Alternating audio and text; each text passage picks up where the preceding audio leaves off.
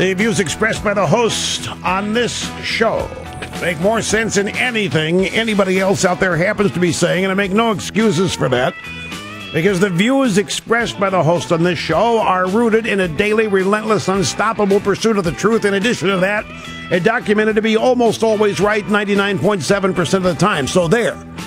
Telephone number if you want to be on the program is 800-282-2882. The email address, lrushball@eibnet.com.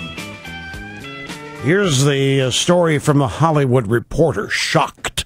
Hollywood Reporter shocked that an anti-Obama movie is doing so well in New York. It is already the number 2 grossing documentary of the year. It's titled 2016 Obama's America. It's the Dinesh D'Souza movie. And we have spoken of frequently on this program, an anti-Obama documentary. This is from a Hollywood Reporter. An anti-Obama documentary based on conservative author Dinesh D'Souza's book, The Roots of Obama's Rage, will expand nationwide this weekend after doing notable business in select markets across the fruited plain, including in liberally minded New York City. Overall, 2016, Obama's America grossed an impressive $1.2 million last weekend as it upped its theater count from 61 to 169 for a total gross of $2 million. It's the second best showing of the year for a documentary after Bully. Bully was at $3.2 million. I saw that. That does not include nature documentaries like Chimpanzee and To the Arctic. It's already the number 12 political documentary of all time. That's a market that Michael Moore supposedly has cornered. But anyway, on Friday, Dinesh's movie will be playing in 1,075 theaters in an aggressive expansion that comes on the eve of the Republican convention in Tampa, which gets underway August 27th. Some in Hollywood were stumped by the amount of business the documentary did at the Regal Union Square Stadium 14 in Lower Manhattan, situated in a liberal neighborhood where films from Michael Moore have done huge business. I'll tell you, it's a fascinating thing to watch. I told you the story.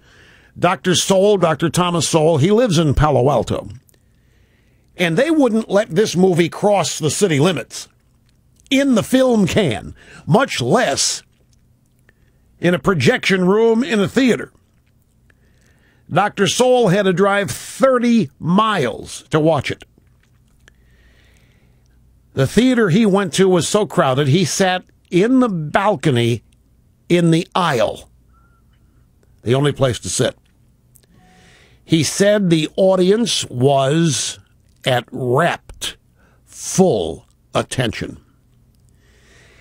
It explains Obama's motivations. And for many, it's the first time. Now, they are hearing about Obama's views on colonialism, the influence of the mentors in his life, such as his father, and a man by the name of Frank Marshall Davis, a noted communist in Hawaii. And basically what you come away with, you watch the movie, is that Obama considers himself a global citizen. Not so much an American citizen. American citizen is too limiting. He's a global citizen, and he has the global view of America, which essentially is that our wealth and superpower status has not derived from anything special or exceptional about us, that instead what we've done is simply pillaged the rest of the world. We've stolen resources. But, folks, it's exactly what I've told you from the get-go, that Obama has a chip on his shoulder about this country, that it's illegitimate, it's immoral, its founding was unjust, and it's his role, it's his job to cut this country down to size, because that's what this country deserves. From the perspective of a globalist who sees the world as this giant egalitarian place that ought to be a lot more fair and a lot more equal. But the United States has taken much more than its share. And it's Obama's job to finally level the playing field. And not only in a global sphere, but domestically as well. Obama's view that the country has become great by virtue of pillage, so have the achieved in this country become successful by stealing from fellow citizens, or by cheating them in business, or by screwing them, or just literally taking from them, or not being fair in wages or what have you. And so it's his job to even it out.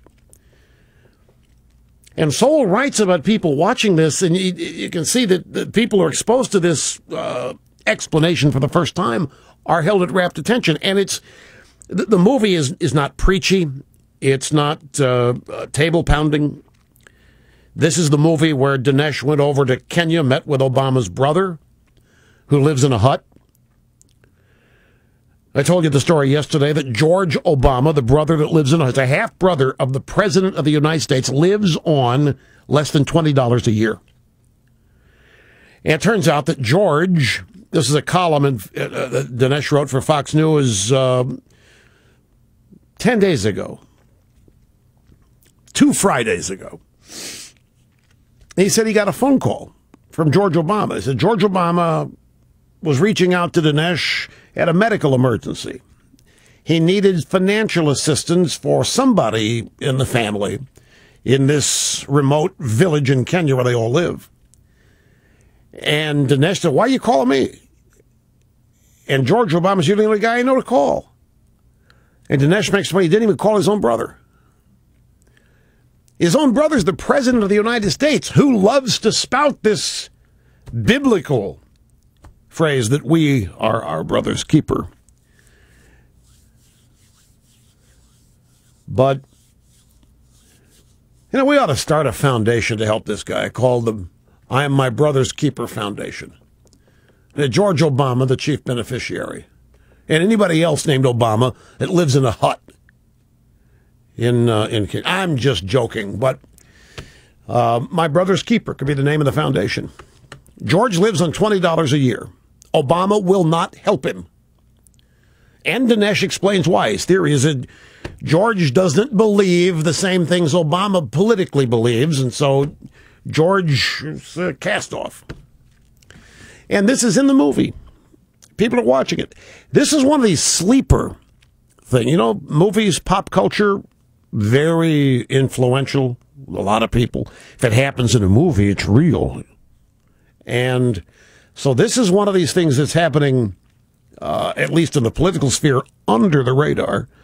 It'll be fascinating to watch. So it's going to open in, not open, it'll play in 1,075 theaters this weekend. And it's already doing gangbusters in New York, and the Hollywood Reporter can't figure it out. Now,